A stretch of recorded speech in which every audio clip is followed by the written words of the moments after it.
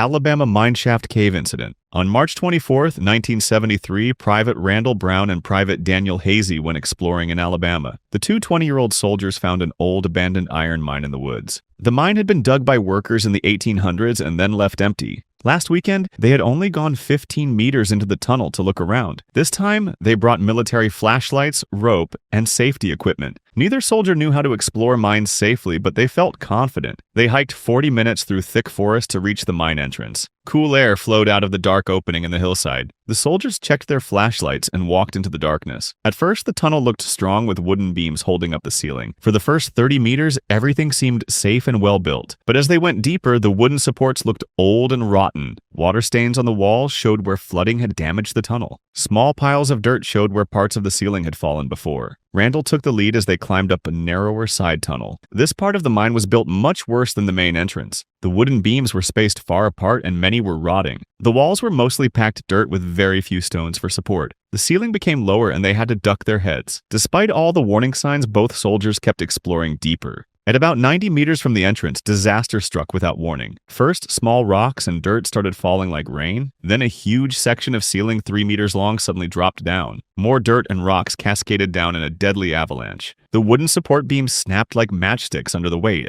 Randall was directly under the collapse with no time to escape. The falling earth knocked him to his knees and his flashlight spun away. He raised his hands to protect his head, but it was too late. Tons of dirt and rocks buried him alive up to his chest. The weight pressed down on him, making it impossible to move or breathe. Loose earth filled his mouth and nose as he struggled. Daniel watched helplessly as his friend disappeared under the debris. The collapse was too big for one person to dig through. Daniel could hear Randall's struggles getting weaker as more dirt fell. The weight crushed Randall's chest so he couldn't breathe. The rumbling stopped and the tunnel became completely silent. Daniel stumbled back through the safe part and ran for help. He knew his friend was beyond rescue because the collapse was too massive. A rescue team arrived 2 hours later with heavy digging equipment. They worked to dig through the collapse section, knowing Randall was dead. The team found Randall's body buried under thousands of pounds of earth. The mineshaft was permanently sealed after the recovery to prevent more accidents. Alachua Sink Cave Incident. Alachua Sink is an underwater cave system in Florida that is very dangerous to dive in. In July 1992, 2 experienced divers came to explore this underwater cave. July is the worst time to dive because algae blooms make the water very murky. The algae turned the water green like paint and made it impossible to see. Smart divers know to never dive when algae blooms happen, but these 2 divers had driven a long way and didn't want to turn back. They decided to dive even though the water conditions were extremely dangerous. The divers entered the murky green water and started going down into the cave. Their lights could only shine a few inches through the thick algae. In underwater caves, divers must follow a guideline rope to stay safe. The guideline is like a trail that leads back to the surface. Without the guideline, divers can get lost and die in the underwater maze. Because they couldn't see well, the divers missed the main cave entrance. They accidentally went into a wrong passage that led nowhere. When they realized their mistake, they decided to turn around and go back. One diver was following behind his partner as they tried to exit the cave. The thick algae made it impossible to see each other even when close. The buddy could sometimes see his partner's light, but then it would disappear. As they swam back toward the entrance, something went terribly wrong. In the murky water, the 2 divers got separated without knowing it. The buddy couldn't see his partner's light anymore, but kept swimming out. He followed the guideline back to the surface like he was supposed to. When the buddy reached the surface, he expected to see his partner waiting, but his partner was nowhere to be found at the surface. The buddy called out but got no answer from his missing partner. Fear filled the buddy as he realized something was very wrong. He went back into the cave several times to search for his partner, but the thick algae made searching almost impossible. The buddy couldn't see anything in the green, murky water. After many failed search attempts, he called emergency rescue services. Professional rescue divers arrived quickly knowing time was running out. Even the experienced rescue team said it was the worst visibility they had ever seen. The rescue divers searched every tunnel and passage they could find. They even tried pumping fresh water into the cave to clear the algae, but the water was too thick with algae to improve visibility. For 3 long days, rescue teams searched the underwater cave system. Family members waited at the surface hoping for good news. On the 3rd day, the rescue team found the missing diver's body. He was deep in the cave system in a passage that was hard to find. Black Cave Incident. Thomas Benning loved exploring caves. In April 1995, he went to Black Cave in Arizona by himself. He had been to this cave before, so he felt safe. He only brought a lamp and no helmet. Thomas entered the cave and took a side path he had never tried. After an hour of crawling, he got lost. He tried to find find his way back, but couldn't. His lamp started to flicker and then went out completely. Thomas was trapped in total darkness deep underground. He lit matches one by one to see where he was going. When his matches ran out, he was in darkness again. He crawled around feeling the walls with his hands. Thomas left pieces of his clothes behind to mark where he had been. He hadn't eaten or drunk water for a long time and felt very weak. Thomas found a crack in the rock that looked like it might lead out. He lowered himself into the narrow crack. His hips got stuck between the rock walls and he tried to push himself up but couldn't move. Thomas was trapped and couldn't get free. He was alone and no one could hear him call for help. His wife called the police when he didn't come home. The police searched for him but couldn't find him. They found his car near Black Cave but couldn't find Thomas. The rescue team searched the cave but missed the path he took. After many days, they stopped looking for him. Thomas died alone in the cave. In December 1996, 3 cavers were exploring Black Cave. They found burned matches and pieces of clothing. They followed the trail deeper into the cave. The cavers found Thomas's body stuck in the narrow crack. He had been trapped there for almost 2 years. They called the police right away. A team went into the cave and brought Thomas's body out. His wallet proved it was really Thomas Benning. Black Eagle Cave incident. 3 experienced cavers, John Parker, Leo Sanchez, and Mike Barnes, set out to explore Black Eagle Cave.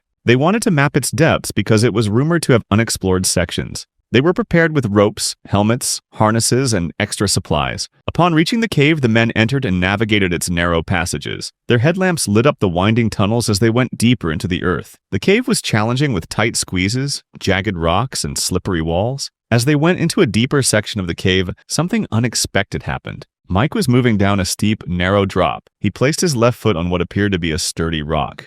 But as soon as he put pressure on it, the rock crumbled beneath him. His leg jammed awkwardly between 2 sharp edges. The fragile rock broke under his weight and wedged his left leg in place. The walls of the cave were slick with moisture. Before he could regain his footing, his other leg slipped down.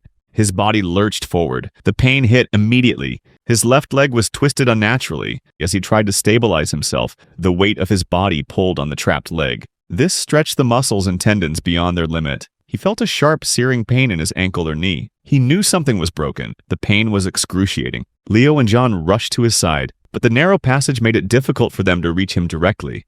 The confined space and the unstable rock made every movement dangerous. John could see the strain on Mike's face and the agony in every grimace. Mike's leg was wedged tightly with the rock around it crumbling. His lower body hung at an unnatural angle. They quickly looked at the situation. The fragile rock was too unstable to pull him free without making things worse. Leo tied a rope around Mike's upper body to prevent any further slips. They knew they couldn't just pull him out. The break in his leg and the awkward angle would only make the injury worse. Instead, they made a plan to relieve the pressure. John crawled into the narrow gap beside Mike, wedging himself into the small space to stabilize him. Leo found a sturdy anchor point and looped a second rope through it. The plan was to use the rope to carefully pull Mike upward while John helped move his trapped leg free. Every second counted, as Mike's breathing was growing more difficult. The pain was wearing him down. They began the slow, painful process of freeing Mike. Leo applied gentle tension to the rope, lifting Mike's upper body slightly. John worked to loosen the rocks around his trapped leg. Mike winced with every movement, trying not to scream as pain shot through his leg. The rock shifted slowly, piece by piece, as John carefully cleared the debris. Finally, the last chunk of rock gave way. Mike's leg was free. His left ankle was visibly swollen and twisted. He could barely move it without sharp pain shooting up his leg. They carefully moved him out of the narrow passage and into a larger space. It took hours, with John and Leo taking turns supporting Mike and guiding him through the tight passages. But they finally emerged from Black Eagle Cave, exhausted but relieved. Mike's leg was broken, but thanks to their quick thinking and careful efforts, he was safe and alive. Captain's Trail Cave Incident. On September 11, 2002, 3 hunters went into Hawaii's fern forest near Captain's Trail. They gathered their gear and checked their headlamps and supplies before dawn. The hunters had been on these trails before and knew the area well, but somewhere along their route, they left the established trail to explore. In Hawaii's volcanic landscape, this choice would prove very dangerous. The island has many lava tubes, which are hollow tunnels formed by flowing lava. The hunters found what looked like a cave entrance and decided to explore it, but they were entering one of Hawaii's most complex lava tube networks. These interconnected tunnels twisted like underground highways. Without proper maps, navigation became very difficult in the maze. As hours passed, all the passages looked similar in their headlamp light. Each turn led to another identical tunnel that confused them more. The 3 hunters got completely lost in the underground passages. Above ground, their families grew worried when they didn't return. The Hawaii County Fire Department received a report of 3 missing hunters. Firefighter Brent Matsuda, age 41, joined the search and rescue team. He was experienced in rescue operations across the Big Island. The search began at first light on September 12th with multiple teams. The vegetation was incredibly dense, creating green tunnels of thick plants. The plant growth was so thick searchers walked on top of it. This made Hawaii's terrain dangerous because plants covered hidden gaps in caves. Around 10 a.m., Matsuda stepped on what appeared to be solid ground. The moment his weight shifted onto the plants, everything gave way. The ferns revealed a hidden opening camouflaged by plant cover. Matsuda fell approximately 100 feet into a large lava tube. The fall was catastrophic as he dropped through complete darkness. His helmet and backpack absorbed some impact, but injuries were severe. Matsuda suffered broken ribs, spine damage, and internal injuries. Above ground, firefighters heard his cry and recognized the falling sound. The rescue operation shifted to saving their injured colleague. Fellow firefighters assembled rope rescue equipment for the extraction. Matsuda was secured in a rescue harness and brought to the surface. A helicopter transported him to the hospital for his critical injuries. Meanwhile, the search for the missing hunters continued urgently. The accident revealed the hidden lava tube network beneath their feet. Search teams checked different cave entrances that might connect underground. The hunters had been missing for over 24 hours. Teams systematically checked cave openings, calling and listening for responses. The breakthrough came when a searcher heard faint voices echoing. Following the sound, he found the 3 missing hunters. They were huddled together, suffering from mild hypothermia. Their lights had failed and they were lost in the dark tubes. They had spent nearly 24 hours underground in constant cold, but they were conscious and able to walk with assistance. They emerged tired and cold but needed no emergency medical treatment. At the hospital, doctors confirmed Matsuda's extensive injuries from the fall. He was in critical but stable condition with good recovery chances. Matsuda did recover fully from his injuries in the following days. Cool Caves Incident. Cool Caves in Pennsylvania is not really a cave but an old abandoned mine. On June 11th, 3 young men aged 18 to 20 went hiking and found the entrance. The entrance was shaped like a keyhole with a narrow opening they had to crawl through. The first friend squeezed through the tight horizontal part and dropped down into the main tunnel. The second friend was the biggest, but he also managed to fit through the opening. The third friend followed without much trouble getting inside. Once past the entrance, the main tunnel was much bigger and they could walk. They explored deeper into the mine for about 150 feet through winding passages.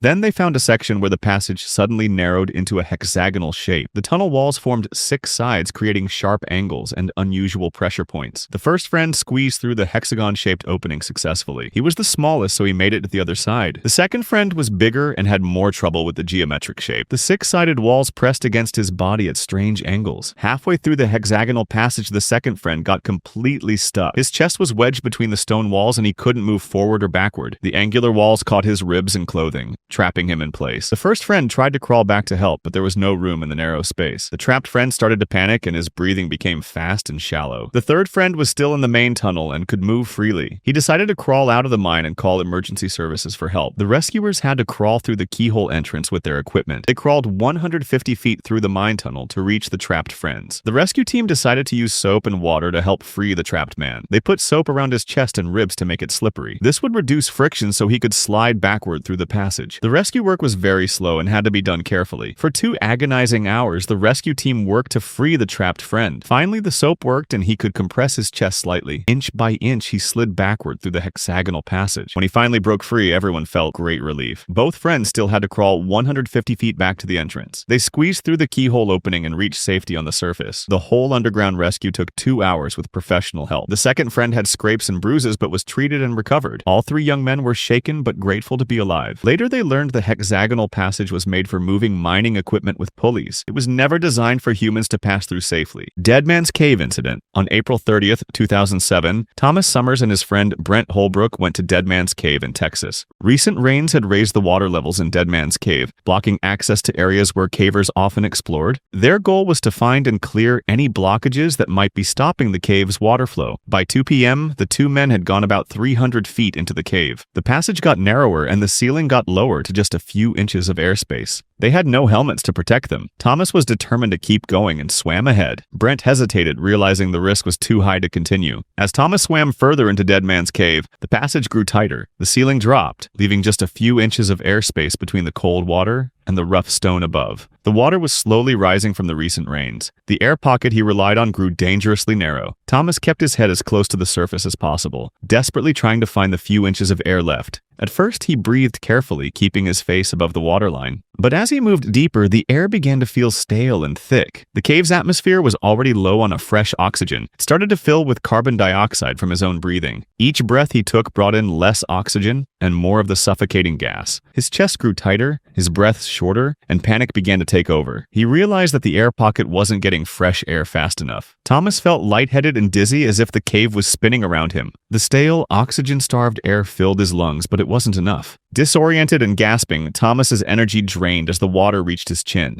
His body gave out before he could make it back. In the dark, cold waters of Dead Man's Cave, he slipped beneath the surface. He was unable to fight the pull of the water any longer. Brent swam a few feet behind Thomas, his heart pounding as the passage grew tighter. He called out, but only heard the sputtering of Thomas's breath echoing through the cave. Then there was only silence, no response, no movement. Panic surged as Brent shouted again, but the cave swallowed his voice. Realizing something had gone terribly wrong, Brent knew he had to turn back for help. Within hours, a rescue team arrived. The rescue crews worked tirelessly to lower the water level using powerful pumps. They hoped to clear the flooded passage before it was too late. Hours passed. The rescue teams knew they were in a race against time. By nightfall, the water levels had dropped just enough for cave divers to enter the flooded tunnel. Jean Kreka and Linda Pollitt carefully navigated the narrow, suffocating passage. Even a slight mistake could prove fatal for them. They had to rely on their training and instincts as they searched the dark waters for any sign of Thomas. After hours of careful work, John and Linda finally found his body. He was submerged in the tight air pocket where he had struggled.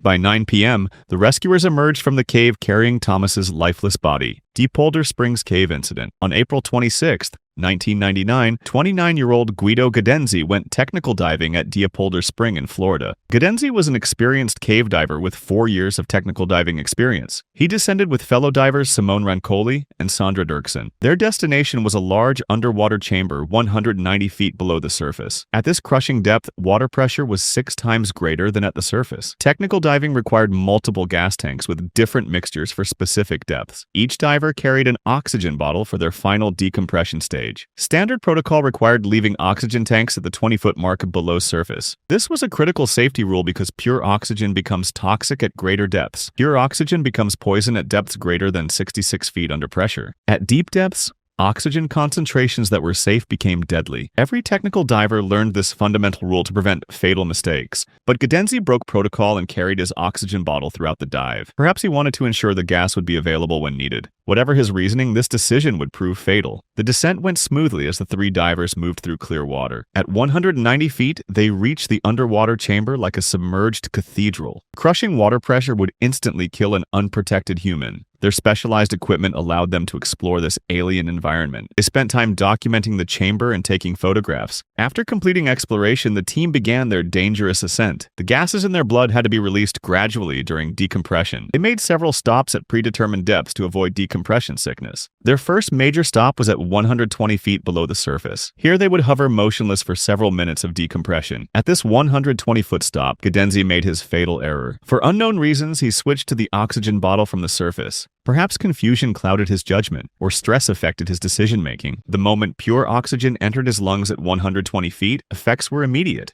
High pressure forced toxic oxygen concentrations into his bloodstream. This triggered oxygen poisoning in his central nervous system. Gadenzi went into violent convulsions as his nervous system misfired. Within seconds, he lost consciousness completely under the toxic effects. His mouthpiece connecting him to life-sustaining gas fell from his lips. Rancoli and Dirksen watched in horror as their partner became unconscious. At 120 feet underwater, they faced every diver's nightmare scenario. The 2 divers immediately switched into emergency rescue mode. They tried to get his mouthpiece back in position, but the convulsions made it nearly impossible to maintain equipment placement. At 120 feet, they were still far from surface and couldn't ascend rapidly. Rapid ascent would cause fatal decompression sickness for the rescuers. They needed to maintain their own decompression while trying to save Gadenzi. Minutes passed with the situation becoming increasingly desperate. Gadenzi showed no signs of regaining consciousness. The convulsions continued, preventing effective rescue breathing. His companions faced the horrible reality that their friend was dying. Nothing they could do would prevent the oxygen toxicity death. Duffield Cave Incident. On August 15, 2015, teenagers from Camp Wilderness went to explore Duffield Cave. Emma Jeffrey was 17 years old and one of the most experienced cavers in the group. Their youth group leader, Mr. Peterson, led them into the dark limestone cave. The first hour went well as they crawled through wide passages and large chambers. Then they reached a very difficult passage that local cavers called The pretzel. The pretzel was named this because it twisted and turned through the rock like a giant pretzel. The passage forced explorers to bend their bodies in almost impossible ways. It started as a low crawl, then curved up, twisted left, dropped down, bent right, and angled up again. Most of the group decided the pretzel looked too scary and turned back. But Emma had conquered difficult cave passages before and wanted to try it. She studied the twisted route and mapped it in her mind before entering. Emma entered head first, army crawling through the initial narrow section. Her headlamp showed smooth limestone walls that were just wide enough for her shoulders. The first upward turn went okay as she twisted her body and pushed with her feet. The left turn was harder as she had to rotate her entire body like a corkscrew. Her right shoulder pressed against one wall while her left hip touched the other. The downward section felt like sliding into a mail slot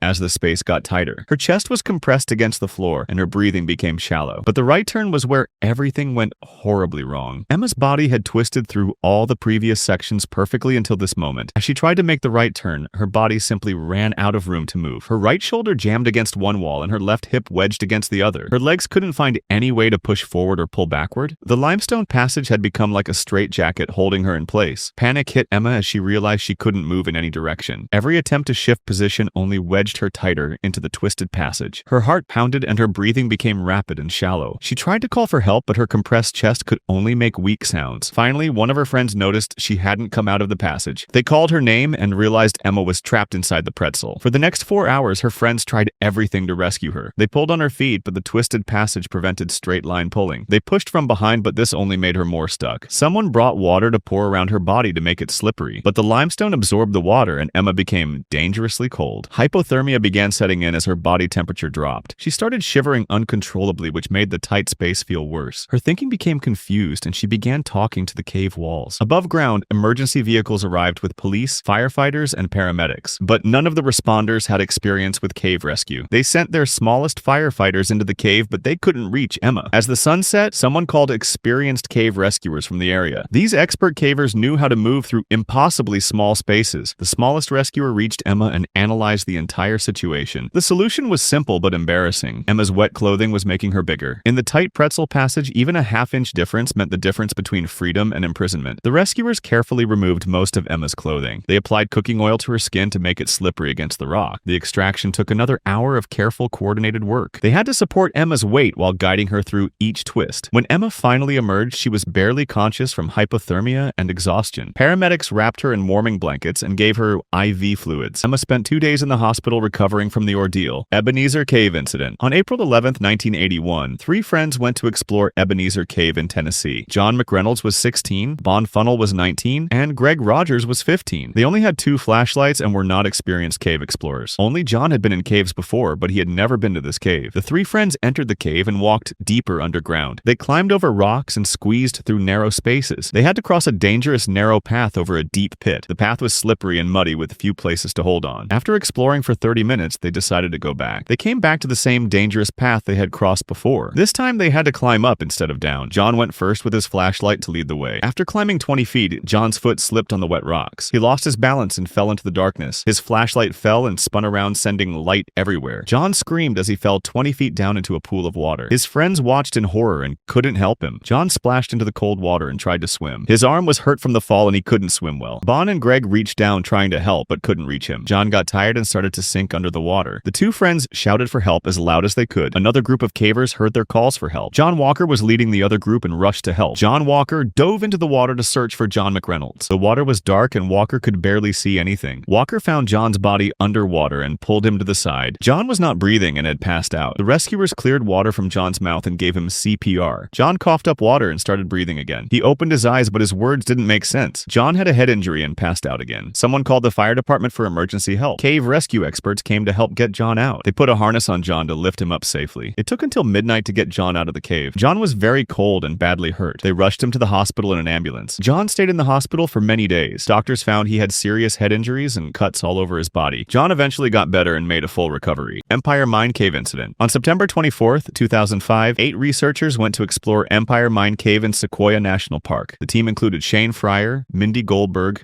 Dave Bunnell, and Joel Despain. They wanted to study and photograph old silver mine ruins hidden underground. Empire Mine Cave has a vertical entrance that requires ropes to get down safely. Unlike regular caves you can walk into, this one drops straight down like a deep hole. The team set up their rope systems and checked all their safety equipment carefully. Each person needed harnesses, helmets, headlamps, and special climbing gear. Shane went down first to test the ropes and make sure everything was safe. His descent went smoothly and he reached the bottom without any problems. Mindy followed Shane down the entrance pit and landed safely at the bottom. She continued past Shane's position to explore a narrow chimney passage deeper in the cave. A chimney passage is a narrow vertical space between cave walls, and you have to use your back, feet, and hands against the walls to climb up or down. Dave Bunnell, who was 53 years old and very experienced, started his descent next. His rappel down the entrance pit went perfectly according to plan. Dave reached the bottom safely and began climbing down the chimney passage where Mindy had gone. Suddenly, a large rock that had been stable for years broke loose from the cave wall. The falling rock struck Dave and pinned his backpack against the wall. The rock also trapped Dave's leg in the narrow chimney passage. Dave couldn't move freely and was stuck under the weight of the heavy stone. Using his years of caving experience, Dave stayed calm and worked to free himself. He carefully figured out how to move without causing more rocks to fall. Through strength and determination, Dave managed to escape from the rock's grip. But when Dave got free, he discovered an even bigger problem. The fallen rock had settled in a new position that completely blocked the chimney passage. Below the rock, Mindy was now trapped in the lower section of the chimney. The rock blocked her path back up and she couldn't reach her team members. The sound of the rock fall brought Joel Despain hurrying down to help. Cave rescues are very difficult because of the tight spaces and limited access. The team had to work with whatever tools and skills they had available. Dave, Shane, and Joel faced a life-or-death engineering problem. The rock blocking Mindy's escape was too heavy for one person to move, but they had to move it enough to create space for Mindy to climb out. The three men worked together to figure out how to move the massive rock. They used leverage and coordinated force in the confined chimney space. Moving the rock was difficult because they couldn't bring heavy equipment into the cave. They had to use human strength and basic tools available in the cave. Throughout the rescue, they talked to Mindy to keep her calm and informed. Communication was important to prevent panic and coordinate their efforts. Finally, the three men managed to create just enough space above the rock. The gap was very small, but it was enough for Mindy to squeeze through. Mindy had to climb up,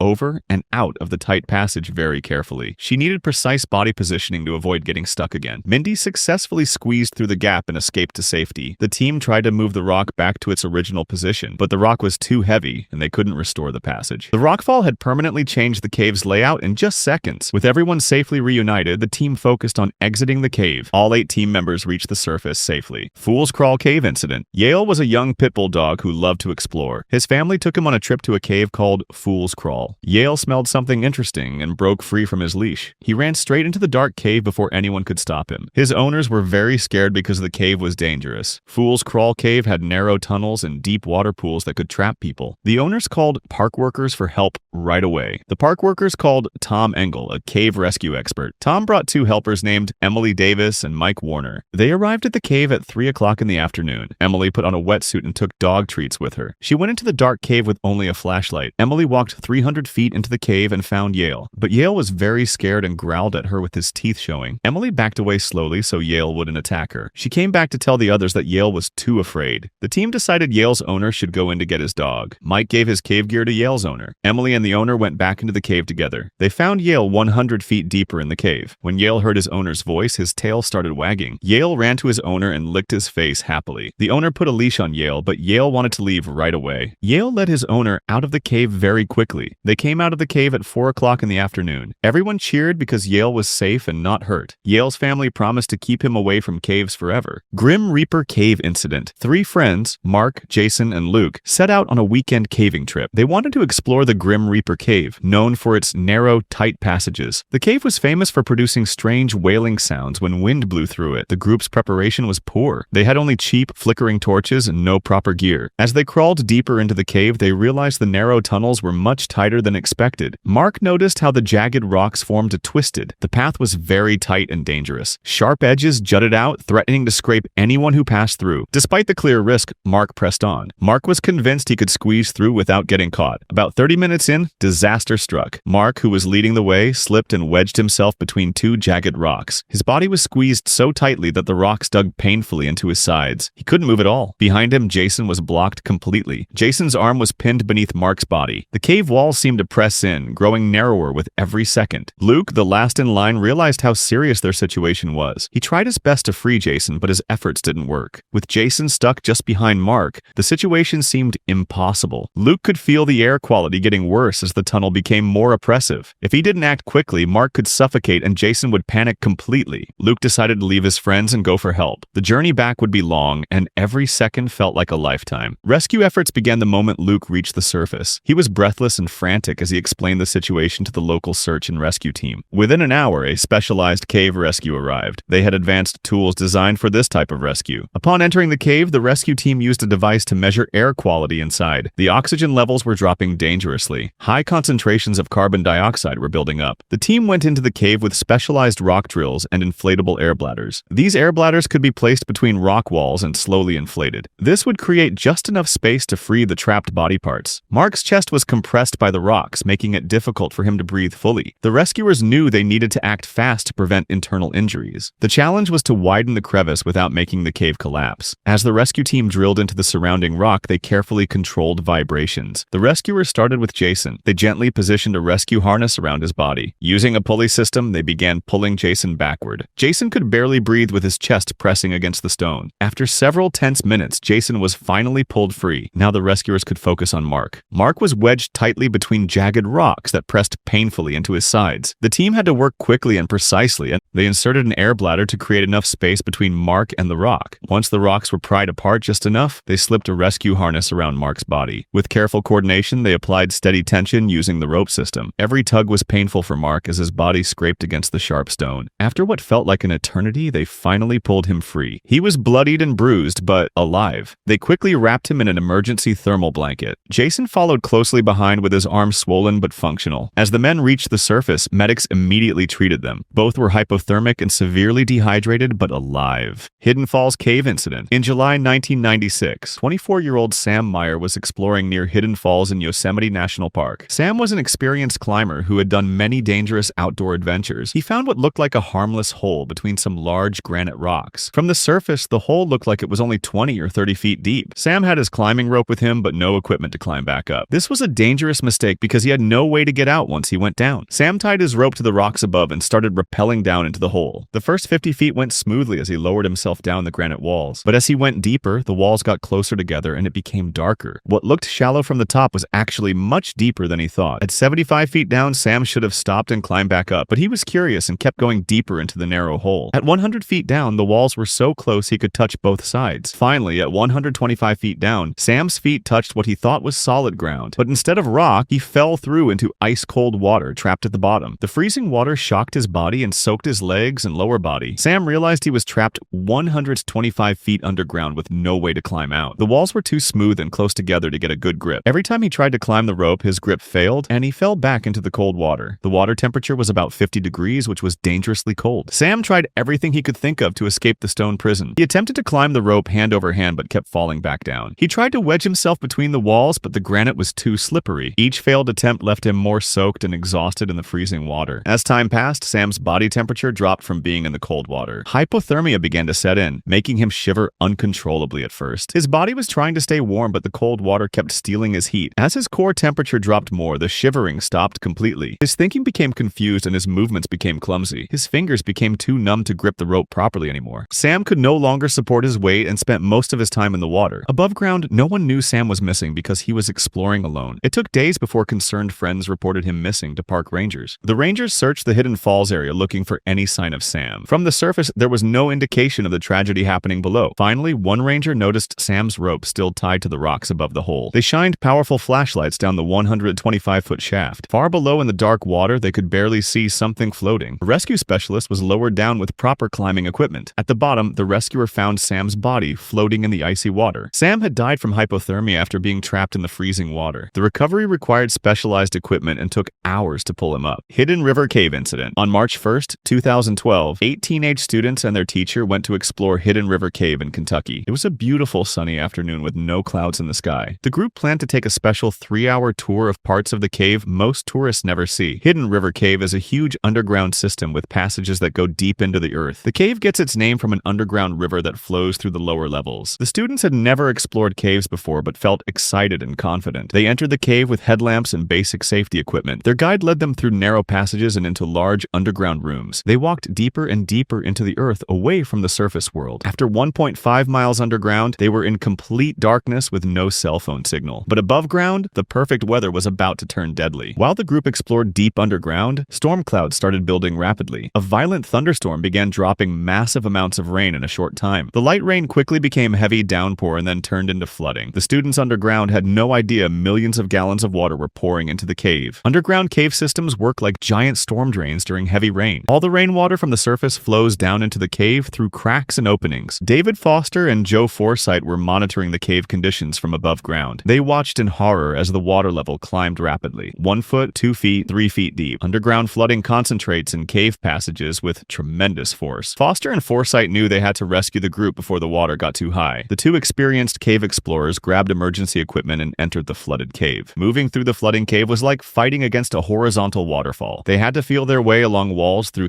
chest-deep muddy water. Meanwhile, 1.5 miles deep in the cave, the group realized something was wrong. The gentle underground stream had become a rushing torrent of water. Water levels were rising visibly, and they could hear the ominous roar of flowing water. The passages they used to enter were now filled with fast-moving, dangerous water. The 9 people found whatever high ground they could and huddled together. Some teenagers were crying while others sat in stunned silence. Their teacher tried to keep everyone calm but knew they were in serious danger. The water kept rising from ankle-deep to knee-deep to waist-deep. Foster and Forsythe fought through 1.5 miles of flooded passages to find the group. When Forsythe reached them, he found 9 terrified people clinging to the walls. The teenagers were shivering from cold and fear. Forsythe knew the main route back was now completely underwater and impassable, but he knew secret alternate routes through the cave that others didn't know about. Forsythe tied a safety line around his waist and had everyone grab hold. They began a terrifying journey through flooded passages and alternate routes. They walked through chest-deep water and swam through completely underwater sections. The secret route required squeezing through gaps barely wider than their bodies. They climbed over slippery rocks and crawled through rushing water. Several times teenagers lost their footing, but the safety line saved them. The water was ice cold, muddy, and filled with debris from the surface. After hours of fighting the current, they finally reached higher dry ground. From there, they could follow dry passages back to a safe entrance. When the group emerged from the cave, they were exhausted and cold but alive. All 9 people had survived an experience that could have easily killed them. Hubbard Cave incident. Sherry Drow and John Hodar were going through a very bitter divorce. The 49-year-old woman and 54-year-old man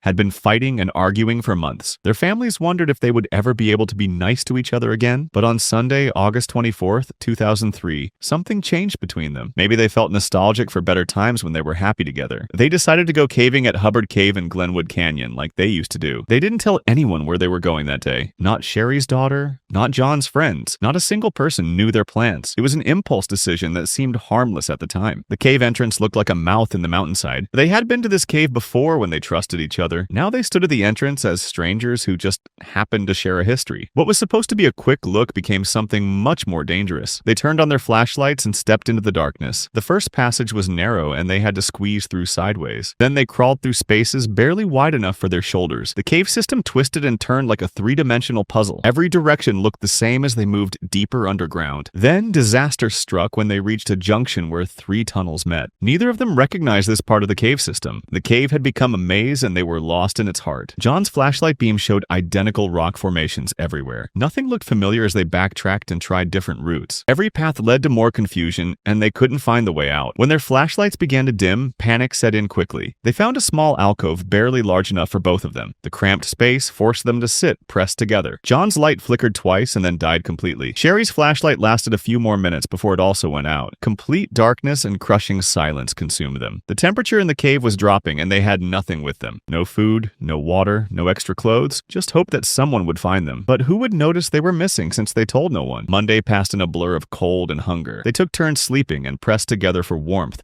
to fight hypothermia. Above ground, life continued normally and nobody worried about them yet. It wasn't until Tuesday evening that Sherry's daughter, Raya, became concerned. She tried calling her mother's house but got no answer. She called John's number, but it went straight to voicemail. By Tuesday evening, the fear became unbearable for the family. Raya called the sheriff's office to report her mother and John missing. Family members told police they were worried about John's anger from the divorce. They painted a picture of a man who might be capable of violence. This changed everything from a missing person case to a potential crime. Back in the cave, John realized one flashlight still had some battery left. He pulled out a hammer and chisel he had been carrying. John used these tools to carve directional markers into the cave walls. He marked areas where they had been in case they needed to navigate out. Wednesday brought helicopters searching the area, but they found nothing. Thursday morning, a family friend who was a pilot spotted their car. Their Suburban was parked at the trailhead near Hubbard Cave. Deputies treated the area as a crime scene instead of starting a rescue. They put up yellow tape and looked for evidence of a struggle. When family offered to search the cave, deputies refused, citing safety concerns. Friday morning, officials finally allowed family members to enter the cave. Raya and her brother grabbed flashlights and searched for their mother. They followed the fresh markings John had carved into the stone walls. The markings led them directly to where Sherry and John were waiting. Within minutes, they found the pair weak but alive in their cramped shelter. Both were dehydrated and weak but in good condition after 4.5 days. They had survived without food or water in the freezing cold cave. John's hammer and chisel had been used to help them survive, not hurt anyone. The man suspected of violence had actually been trying to save Sherry. Family members were angry that police had delayed the rescue by treating it as a crime. Despite their bitter divorce, the couple had worked together to stay alive. Gentaline Cave Incident. On March 30th, 2024, 6 cavers arrived at the Gentaline Caves for a self-guided tour. The group was familiar with the cave system, but not the specific section they planned to explore that day. After gearing up, they began their journey. For nearly 4 hours, the group squeezed through tight tunnels and obstacles. They were heading toward a section known as the Row Hole, which would be the final and most challenging part of the day. The first 4 members of the group managed to work their way through, but Tim and Eliza, the last 2, were still behind. Tim went first, carefully inching his way into the narrow tunnel. The passage became very tight as they advanced. It was the most difficult squeeze they had ever experienced. As Tim moved forward on his elbows with his shoulders squeezed in, he found a bend just before the tunnel turned almost completely vertical. This required some twisting to get through, but as Tim tried to twist his body to fit the curve, he suddenly became stuck. A sharp rock sticking out from the tunnel wall pinned him in place, trapping him. He couldn't move forward or backward. Eliza, waiting behind him, was also trapped, as this was the only exit nearby. More concerning was Tim's position, like he was nearly upside down, which is extremely dangerous. Being stuck in this position puts extra strain on the heart, which must work harder to pump blood throughout the body. When Tim realized he couldn't free himself, he called for help, but none of the others who had already passed through the tight passage could return to help. At 7:20 p.m., a call was made to emergency services. Rescuers rushed to the scene. Upon arrival, the rescue leader knew this would be a difficult mission due to the tight space and Tim's upside-down position. The leader determined that the only way to free Tim was to chip away at the rock that had him trapped. Entering the cave head first, the rescue leader carefully worked his way into the tight space beneath Tim. Armed with a drill, he began making small holes in the rock. Dust and debris sprayed into both his and Tim's faces. After drilling, he pulled out a chisel and told Tim to stay as still as possible. For nearly 10 hours, the rescue leader worked tirelessly in the cramped,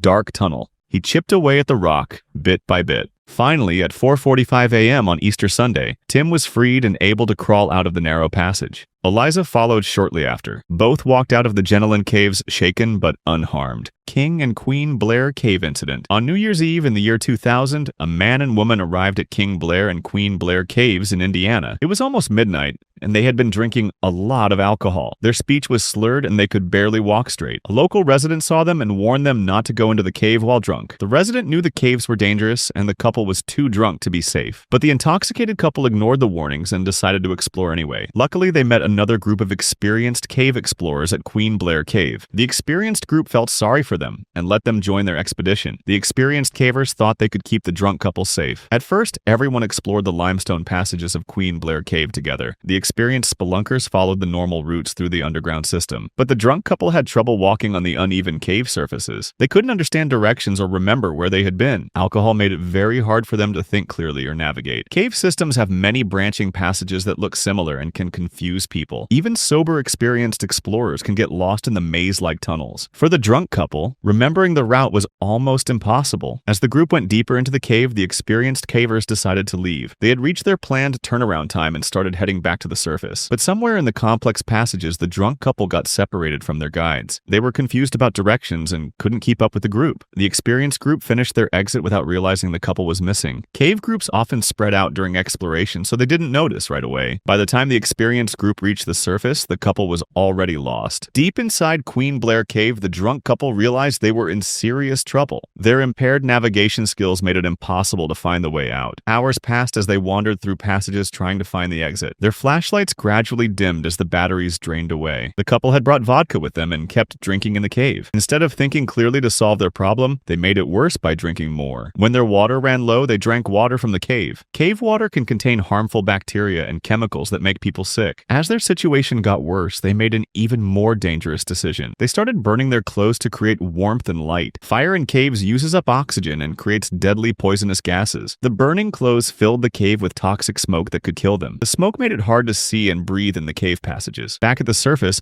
local residents became worried when they saw the couple's truck. It was noon on New Year's Day and the truck had been there for 12 hours. Cave rescue teams quickly assembled to search Queen Blair Cave for the missing couple. The specialized rescue team spread out through the maze-like tunnels. One rescue team heard muffled voices and coughing sounds from a passage below. They could smell burning clothing, which told them someone was down there. The rescuers called out and heard weak responses from the drunk couple. When they found the couple, they were severely dehydrated and almost out of vodka. Their lighting systems were nearly dead, and they were surrounded by toxic smoke. The couple had nearly killed themselves by burning clothes in the confined space. The rescue team brought them safely to the surface. Kong Adventure Cave Incident. Carl O'Keefe was a 49-year-old father from England. On April 22, 2023, he took his family to Kong Adventure Center for his niece's birthday. The center had fake caves made of fiberglass for people to explore. Carl went into the caves with his children to have fun. His kids crawled through the narrow tunnels easily because they were small, but Carl was too big for the tight spaces. The cave tunnels got narrower and narrower as he crawled. Carl tried to turn around in a tight section of the cave. He got stuck between the walls and couldn't move forward or backward. Carl was trapped and couldn't breathe well. His children noticed something was wrong and ran to get help. The Adventure Center workers came quickly to help. They tried to pull Carl out with ropes, but he was stuck too tight. The workers called the police, fire department, and ambulance. Mountain rescue teams came to help too. Carl had been trapped for almost 1 hour. His breathing got worse and he was getting very sick. More rescue teams came with special equipment. Workers took apart parts of the climbing wall to reach Carl better. After 4 hours and 7 minutes, they finally freed Carl from the cave. Carl was not breathing and looked very bad. They rushed him to the hospital right away. Carl was in the hospital for 10 days in very serious condition. His family stayed with him and hoped he would get better, but Carl's injuries were too serious. On May 2nd, 2023, Carl died from his injuries. Lake McDonald Cave Incident. On November 1st, 2020, a diving accident happened at Lake McDonald in Glacier National Park. Linnea Mills was part of a group of divers that included instructor Debbie Snow, trainee Bob Gentry, and a 14-year-old known as E.G. They were set to dive into Lake McDonald to practice high-altitude and cold water diving skills. Linnea had bought a second-hand dry suit.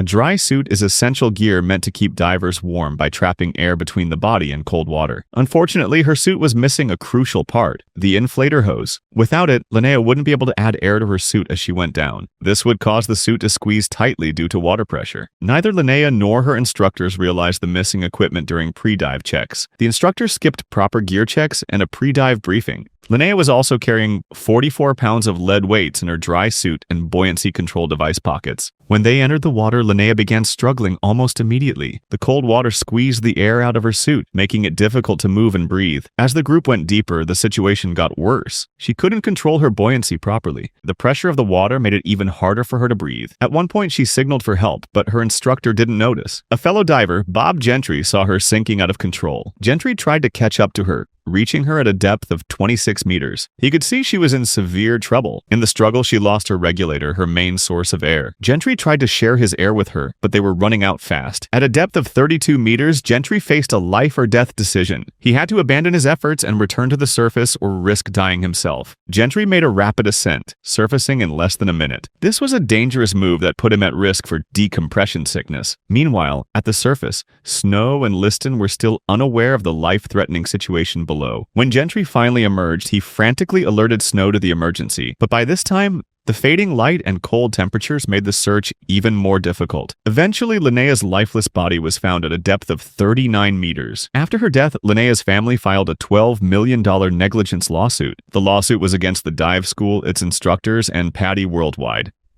Land of the Swirling Mist Cave incident. Tom Dawson and Bob Sacco were experienced cave explorers. They went to explore a new cave called Land of the Swirling Mist Cave in Colorado. The cave had big rooms filled with piles of rocks. Tom decided to dig through a pile of rocks to find a new tunnel. He lay on his side and started pulling rocks away. Suddenly, a huge rock slab fell from the ceiling. The heavy rock slab landed on top of Tom and trapped him. The rock broke several of Tom's ribs, and his left shoulder was badly hurt and he couldn't move it. Tom was pinned to the cave floor and couldn't breathe well. Bob heard Tom crying in pain and started digging to help him. As Bob removed rocks, the slab pressed down harder on Tom. The rock slab shifted and hit Tom's head. His helmet was pinned under the heavy rock. Tom used his free hand to unbuckle his helmet strap. He pulled hard, and the helmet strap came loose. Tom quickly slid his body out from under the rock. The rock crashed down right where his body had been. Tom's ribs were broken, and his shoulder was badly hurt, but he knew he had to get out of the cave right away. Tom ran toward the cave entrance as fast as he could. Bob gave him a flashlight and followed behind. Tom felt dizzy, and his head hurt badly. Near the entrance, he had to crawl through a narrow space. Halfway through, Tom collapsed because he was so hurt. His wife, Nancy, was waiting near the cave entrance. Nancy heard Tom calling for help. She grabbed his clothes and pulled him out of the narrow space. Tom pushed with his feet to help her drag him out. Nancy pulled Tom all the way to the cave entrance. His wife ran to get their phone and call for an ambulance. They drove to meet the ambulance at the visitor center. Tom was rushed to the hospital. The doctors found he had a concussion, broken ribs, and internal bleeding. His shoulder was dislocated and he had many other injuries. Tom almost died, but he survived the terrible accident. Langstroth Pot Cave incident. On May 2nd, 1976, 6 members of the Newcastle University Caving Club went to explore Langstroth Pot Cave. The cave was located in the Yorkshire Dales and was known for its vertical drops and underwater passages. The 6 friends were Martin Blackburn, Brian Fox, Donald Southern, and 3 others. They had been caving together for months and trusted each other completely. In 1976, cave diving equipment was not widely available to most explorers. Free diving through short underwater passages was considered normal practice. The technique was simple. Take a deep breath, swim underwater through the passage, and surface in the next chamber. The group entered Langstroth Pot in good spirits on the clear morning. They moved through the cave chambers carefully, checking their equipment regularly. Water levels were normal, and conditions seemed perfect for their planned route. As they went deeper, they encountered vertical drops and narrow passages. Each obstacle was tackled with careful precision as a team. Hours passed as they navigated the complex cave system underground. Finally, they reached an underwater passage called a sump. It looked no different from other underwater tunnels they had successfully crossed before. Water flowed through a submerged tunnel, and they could see an air pocket on the other side. The plan was simple and routine for experienced cavers like them. The first 3 cavers would swim through the sump and surface in the chamber beyond. Martin Blackburn went first, taking several deep breaths to prepare. He disappeared beneath the dark water with confidence. Brian Fox followed next using the same preparation routine. Donald Southern went last of the first group. All 3 emerged in what appeared to be a perfect air pocket chamber. The chamber seemed like salvation, a place to rest and breathe after the swim. From the perspective of the 3 waiting cavers, everything appeared normal. Their friends had made the dive and presumably surfaced safely. There were no sounds of distress or indication anything was wrong. But what the cavers didn't know was that the air in the chamber was poisoned. The chamber contained bad air where oxygen had been replaced with carbon dioxide. The atmosphere looked, smelled, and felt exactly like normal air. There was no warning or obvious sign of danger. Bad air can develop when organic matter uses up oxygen and produces carbon dioxide. Poor air circulation allows dangerous gases to build up over time. When Martin, Brian, and Donald surfaced, they were breathing poison. The gas was invisible, odorless, and absolutely deadly. With each breath, they took in less oxygen and more carbon dioxide. The effects of bad air are quiet and deceptive, unlike violent drowning. The victims might feel dizzy or confused at first. Their thinking becomes clouded and physical coordination gets worse. Then, without warning, consciousness simply fades away. The 3 young men had no idea what was happening to them. One moment, they were planning their next move through the cave. The next moment, their vision blurred and their limbs became heavy. One by one, Martin, Brian, and Donald lost consciousness. They slipped silently beneath the water in the poisoned chamber. They didn't drown in the traditional sense, but were poisoned by the air. Back at the sump entrance, the remaining 3 waited for their friends. As minutes turned to hours, concern grew among the waiting cavers. They called out but got no response except the sound of flowing water. Eventually, they made the difficult decision to exit and seek help. When rescue teams entered with proper breathing equipment, they made a shocking discovery. The 3 missing cavers were found floating peacefully in the air pocket chamber. They weren't trapped by rocks or struggling in water. The rescue teams tested the air and found it was toxic. Manchester Hole Cave incident. Students from Tadcaster Grammar School went on a school trip to an outdoor center. Joseph, Amy, and Charlie were three friends who were 13 and 14 years old. They joined a group of 5 students to explore Manchester Hole Cave. A 17-year-old guide and their math teacher led the group. The students entered the small cave entrance with excitement. Inside, the cave opened into a big chamber with a high ceiling. There was a little bit of water on the floor, but their boots kept them dry. The group walked deeper into the cave through tunnels and rooms. They reached a narrow tunnel that was only wide enough to crawl through. The students crawled on their hands and knees through the 40-foot tunnel. When they reached the second chamber, something was wrong. The water in this chamber was much deeper and reached their knees. The guide was worried because the chamber wasn't supposed to have so much water. There had been no rain, so the guide didn't know where the water came from. The guide told the teacher to lead the students back to safety. The students started crawling back through the narrow tunnel. Suddenly, more water rushed into the tunnel and started flooding it. The students panicked as the water rose faster than they could crawl. Some parts of the tunnel filled completely with water. To get out, the students had to hold their breath and swim underwater. Charlie was brave and dove underwater first to swim through. Amy and Joseph were at the back of the group with the guide. The guide told Amy she had to dive underwater because there was no time. Amy took a deep breath and swam through the dark, flooded tunnel. The guide grabbed Amy's arm and pulled her to safety. When Amy looked around, Joseph was not there. Joseph had been right behind Amy but got trapped when the last air pocket disappeared. The tunnel was completely filled with water and Joseph couldn't breathe. The other students and teachers made it out of the cave safely. They saw clear skies and realized there had been no rain. Wind at a nearby reservoir had caused water to spill over a dam. Thousands of gallons of water rushed into the river and flooded the cave. Emergency crews came quickly, but it was too late to save Joseph. They found Joseph's body in the flooded tunnel. Martin Cave incident. Tracy Harrison planned to celebrate her 39th birthday on August 10th in Martin Cave in Missouri. Martin Cave was privately owned but accessible to visitors in the Ozark region. The cave offered natural air conditioning from Missouri's blazing summer heat. The underground temperature was around 60 degrees, perfect relief from outside humidity. Tracy and her friends brought coolers, snacks, drinks, and speakers for an underground party. They wanted something unique and memorable for the birthday celebration. The group entered the cave using flashlights and battery-powered lanterns. They went about 750 feet into the cave system to find a wider chamber. The limestone walls created impressive acoustics for their music and conversations. As they unpacked supplies and set up, the mood was festive and relaxed. Music played from speakers while they arranged food and drinks underground. During the setup, Tracy decided to head back toward the cave entrance alone. She made a fatal mistake by leaving without taking any light source. Her friends were busy setting up the party with music playing and conversations flowing. Nobody immediately noticed her departure in the energetic atmosphere. When they realized she was gone, they assumed she had taken a flashlight. Cave darkness is absolute, unlike outdoor nighttime where some light exists. Without illumination,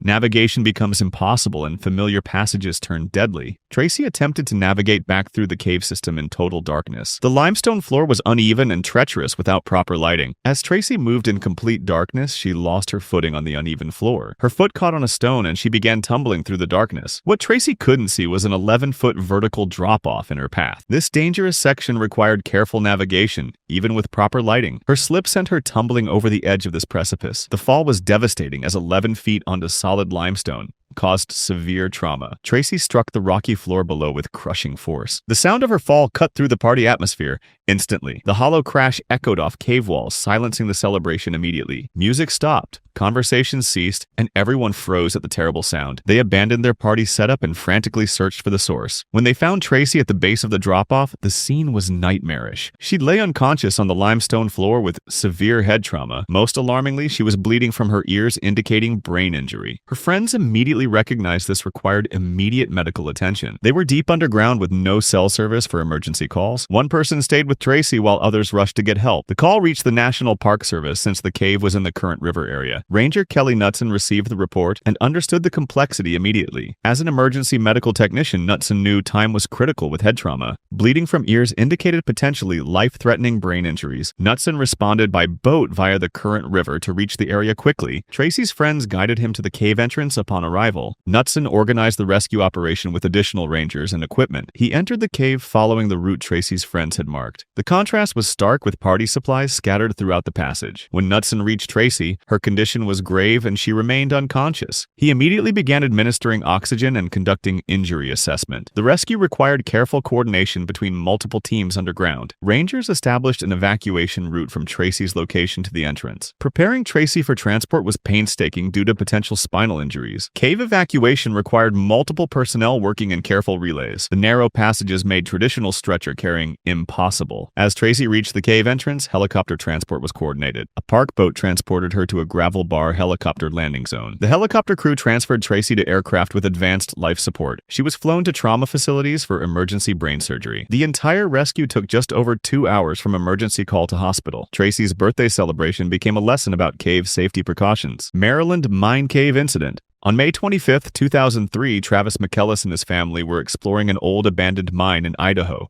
Travis was 25 years old and an experienced climber who knew how to use ropes safely. While they were looking around the Maryland mine site, their dog ran ahead of the group. The curious dog fell into a deep mine shaft that was 125 feet deep. The family couldn't see or rescue their dog that day, so they went home. Travis decided to come back the next day with proper climbing equipment to save the dog. On May 26th, Travis returned to the mine with his family to attempt the rescue. He set up his ropes carefully using his years of climbing experience. His anchor points were solid and his equipment was properly arranged. Travis's family stayed at the surface to talk to him during his descent. The mine shaft was 125 feet deep, so they would lose sight of him quickly. Voice communication was their only way to stay in contact with Travis. Travis started rappelling down the shaft walls in a controlled descent. Everything seemed to be going according to plan at first. But abandoned mine shafts can have invisible, deadly dangers. Over many years, dangerous gases had settled in the bottom of the shaft. These heavy gases had pushed out all the oxygen that people need to breathe. The deeper Travis went down, the more dangerous the air became.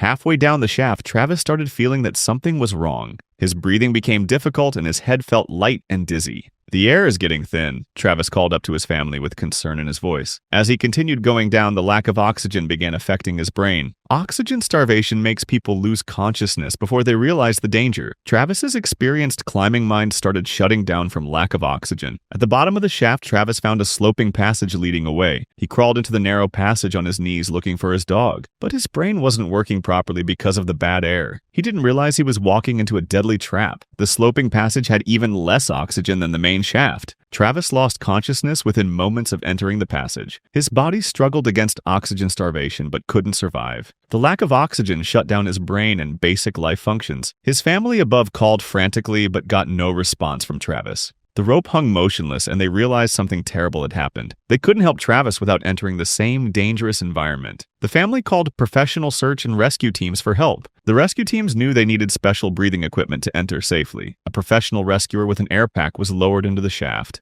The air pack gave the rescuer clean air independent of the deadly shaft atmosphere. At the bottom, the rescuer found Travis's body in the confined space. Travis had died from hypoxia, which means death from a lack of oxygen. There were no signs of injuries or equipment failure, just oxygen starvation. The recovery team carefully brought Travis's body up the 125-foot shaft. His family was devastated by losing both their dog and Travis. Merritt's Mill Pond Cave Incident. On February 15, 2012, Ed Sorensen was watching student divers train at Merritt's Mill Pond in Florida. Ed was one of Florida's most experienced cave diving instructors and rescuers. He stood at the water's edge in street clothes observing the underwater training session. Another instructor was teaching student divers in the underwater cave system. The students wore double air tanks mounted on their backs for the dive. These back-mounted tanks made the divers wider than their shoulders. Many cave divers prefer side-mounted tanks because they make you narrower in tight spaces. The training dive started normally with the instructor guiding students through underwater passages. As the group moved deeper into the cave, they came to a narrow restriction. A restriction is a tight passage where the cave walls close in significantly. When the students tried to pass through the narrow space, their tanks got stuck. The wide profile from their back-mounted tanks became wedged against the limestone walls. The students couldn't move forward and they couldn't move backward. They were completely trapped in the underwater cave passage. Panic took hold of the students as they realized they were stuck. Their rapid breathing caused air bubbles to escape quickly from their gear. The panicked movement stirred up sediment and dirt from the cave floor. The stirred-up sediment reduced visibility to 0 in the water. In these conditions, divers can't see anything even with lights. The instructor tried to help the trapped students but couldn't find them in the murky water. Faced with students he couldn't locate, the instructor made the critical decision to surface. He broke through the water surface and immediately shouted for help. Ed Sorensen recognized the emergency right away despite being in street clothes. His years of cave rescue experience taught him that time was the most critical factor. Every minute that passed meant the trapped divers were using more air. Without hesitation, Ed began rapidly changing from street clothes into diving gear. Within just a few minutes, Ed had his equipment ready and entered the water. He descended into the cave system where visibility was still 0 from the sediment. In these dark conditions, Ed had to rely on touch and his knowledge of the cave. For 15 minutes, Ed methodically searched the underwater passages for the students. He used systematic search techniques to cover areas where they might be trapped. Then, in the silent underwater world, Ed heard a sound that gave him hope. Following the sound through the dark water, Ed located one of the trapped students. Rescuing trapped cave divers requires careful work to avoid making things worse. Ed had to figure out how to free the student whose gear was wedged in the rocks. After successfully freeing the first student, Ed took him to a safe location. He calmed the student down and told him to wait in the safer area. Ed then returned to search for the second trapped student. Using the same systematic approach, he located the second student. Like his classmate, this student was trapped by equipment too wide for the passage. With both students located and freed, Ed faced the challenge of getting them to the surface.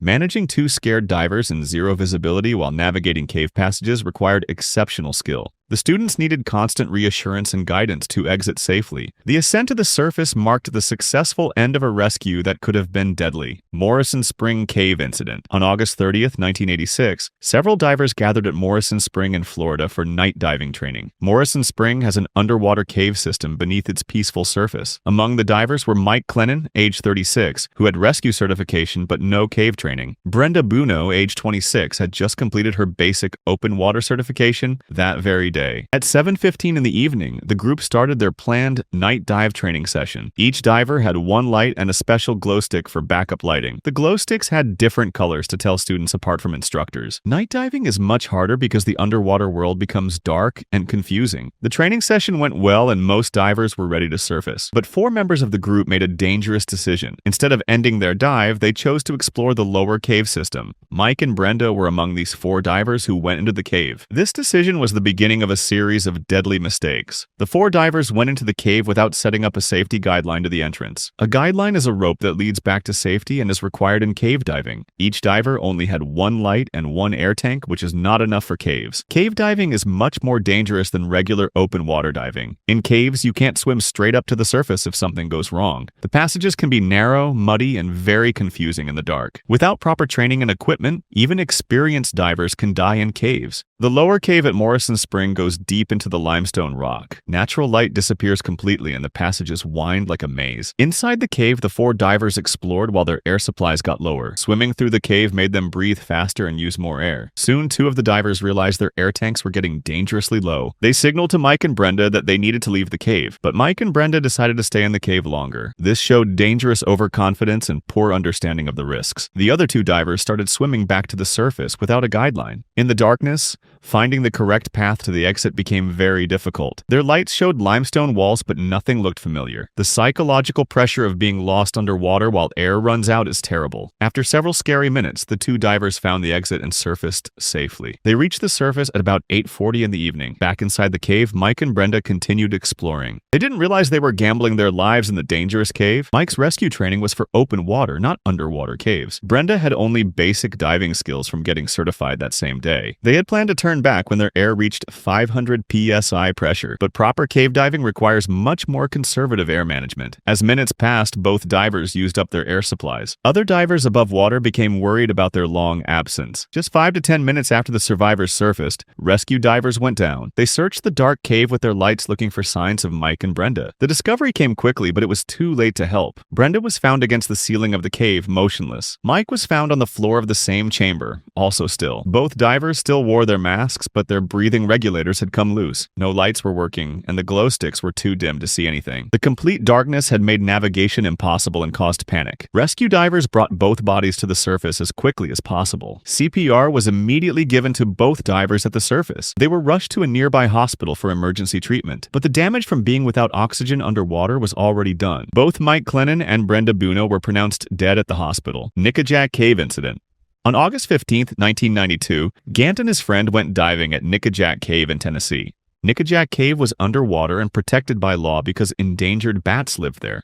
A chain-link fence blocked the entrance to keep people out, but Gant and his friend wanted to find huge catfish that lived in the cave. Local fishermen told stories about catfish that were 6 to 8 feet long. The 2 divers were not trained for cave diving, but they entered illegally anyway. They swam under the fence and into the dark underwater cave. Cave diving is very dangerous because you can't swim straight up to escape. The water inside the cave was murky and cold. They swam deeper into the cave looking for the giant catfish.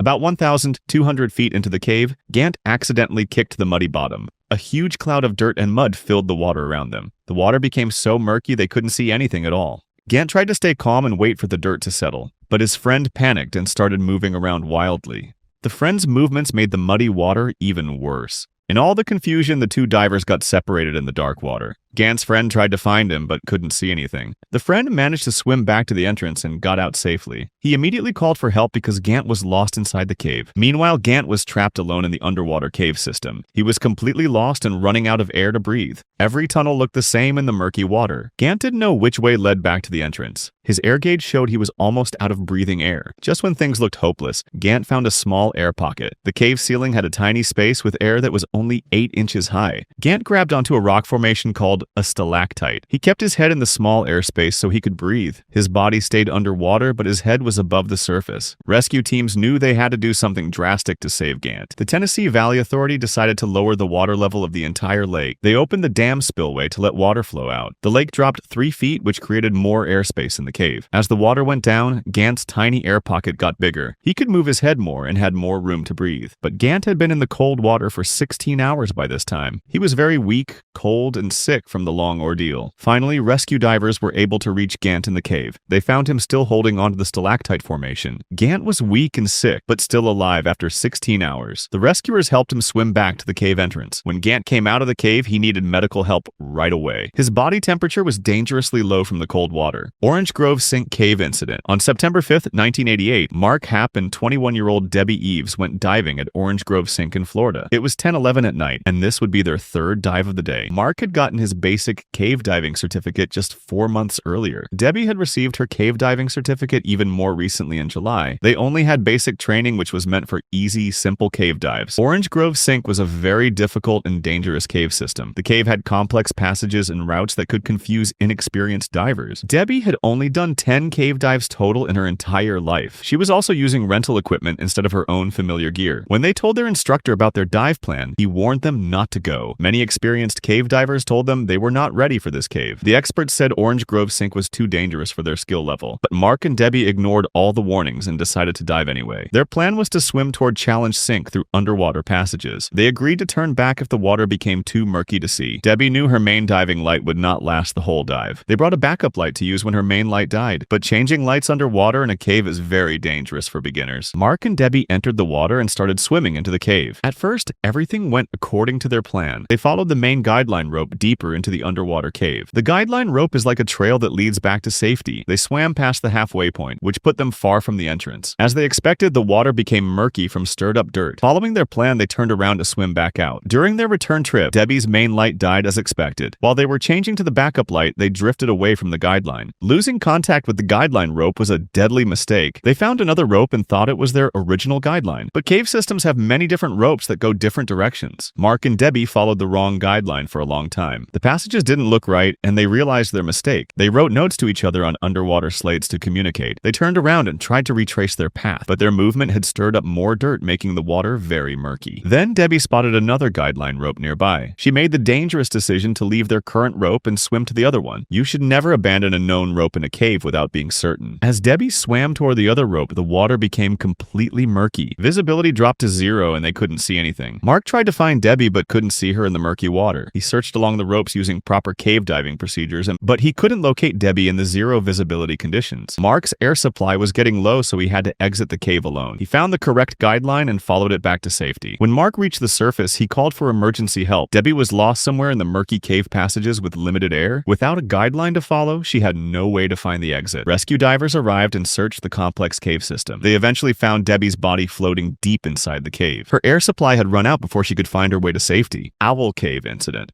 On September 3rd, 1997, 3 cavers went to explore Owl Cave in Virginia. 2 of the cavers had been in this cave before, but 1 was new to it. They planned to go through the 3,000-foot cave and exit from the back door. The experienced cavers told their friend it would be easy but tricky. The group started their journey through the winding cave tunnels. For a few hours, everything went well, and they had fun exploring. When they got near the back exit, something was wrong. One experienced caver noticed the exit looked much smaller than before. The two experienced cavers squeezed through the narrow exit without trouble. They waited outside for their friend to come through. The third caver tried to push through the tight opening. His head and shoulders got outside, but his body was stuck inside. He called for help because he couldn't move forward or backward. His friends tried pulling him from outside, but it hurt him badly. He tried pushing with his legs, but the cave passage was too twisted. Phil Lucas, who owned the cave, was camping nearby for the holiday weekend. He heard the calls for help and rushed over with other cavers. At first, they thought a few extra people could pull him free, but after many tries, they realized he was really stuck. The trapped caver felt like the cave was swallowing him alive. One rescuer went back into the cave to try helping from behind, but the caver was stuck between several huge rocks.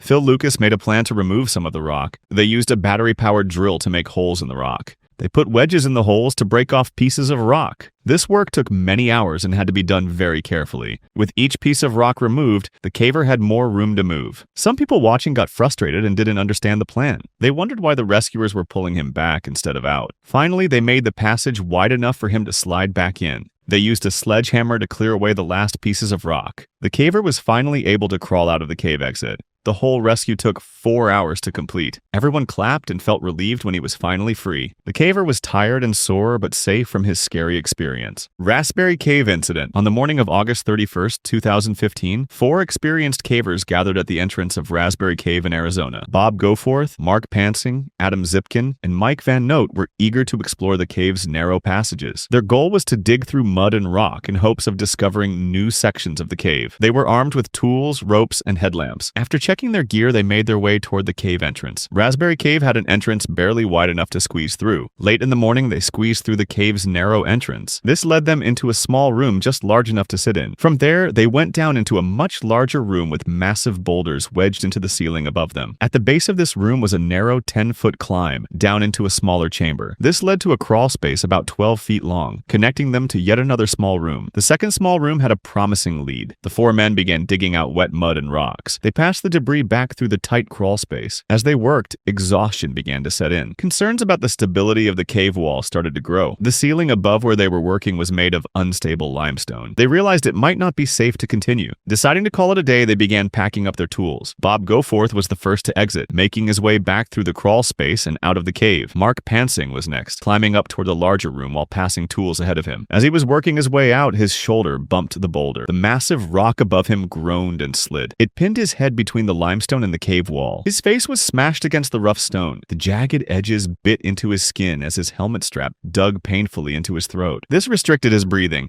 He could feel the immense pressure building. The boulder threatened to crush him with every second. He couldn't move and he couldn't breathe properly. Every breath he took scraped his face against the sharp rock. Panic set in. He tried to loosen his chin strap, but his hands shook and the strap wouldn't budge. He called out to Mike Van Note, who was still in the crawlway below. Van Note hurried to him and found Pansing trapped. His face was pressed painfully against the rock and his footing was unstable. Pansing's chin strap was keeping him stuck and choking his throat. Despite his efforts to undo it, it wouldn't release. Pansing asked for a knife to cut the strap. As Van Note passed it up, the situation suddenly changed. With a loud crack, the boulder shifted again. This freed Pansing's head, but sent mud and debris tumbling down into the room below. Rocks clattered and splashed into the wet mud as Van Note scrambled back to avoid the falling debris. Thankfully, the massive boulder didn't fall completely. It wedged itself into the space above them, creating a dangerous but stable position. For a tense moment, they held their breath, waiting to see if the entire structure would collapse. The remaining cavers knew they couldn't move the boulder on their own. For 20 minutes, they waited, hoping Goforth would return. Fortunately, Goforth came back into the cave to check on them after noticing their delay. When he learned they were trapped, they carefully passed him a crowbar from below. With the boulder now wedged in place, Bob Goforth wasted no time. Armed with the crowbar, he began carefully widening the narrow space. His every move was careful and precise. The cavers below could hear the scraping of metal against rock as Goforth worked. Mud and small rocks occasionally fell down, raising the tension even further. Mike Van Note kept his eyes on the ceiling, ready to shout a warning if the unstable rock shifted again. Finally, Goforth managed to move the boulder into a more stable position. The rock shifted slightly, sending another wave of mud down into the room, but this time it held. The 3 trapped cavers felt relieved.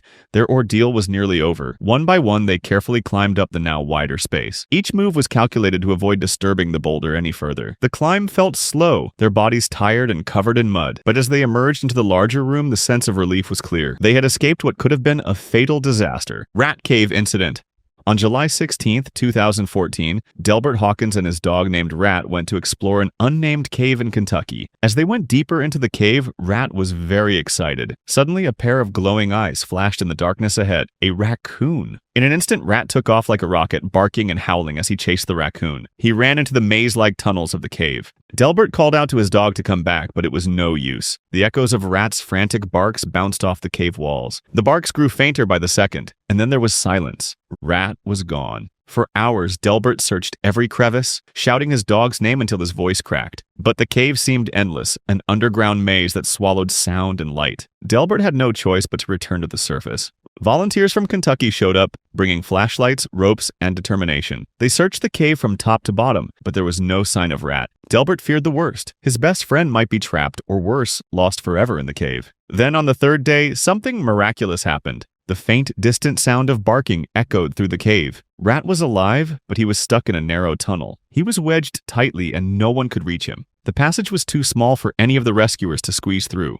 The poor dog had been inside like this for 3 straight days without food or water. His eyes filled with desperation as he cried out louder. His paws scraped at the tight walls around him. His owner called out softly, trying to calm him down, but Rat only wiggled harder, as if he believed he could break free just by hearing that familiar voice. It was heartbreaking for everyone watching him struggle. Delbert was not about to give up on his dog. They figured out that to get to him, they needed to make another plan. They brought in a backhoe to dig into the cave from the surface. They hoped to reach the tunnel where Rat was trapped. Meanwhile, the rescue team got help from a local cave crawling expert. Armed with drills and scraps of bologna, they went in with determination. The man wiggled his way into the tight passage, scraping away the rock. He made a wider opening to reach the dog. Rat was stuck tight and trapped. Each little breath came with a soft cry of pain, like he was begging for help. They knew they had to get him out quickly before he got too weak. They made the tunnel wider and called him out. And then, out of the darkness, Rat's nose appeared. Rat was saved, and Delbert couldn't hold back the tears as he hugged his dog tightly. He promised never to take him into another cave again. Sharp's Cave Incident.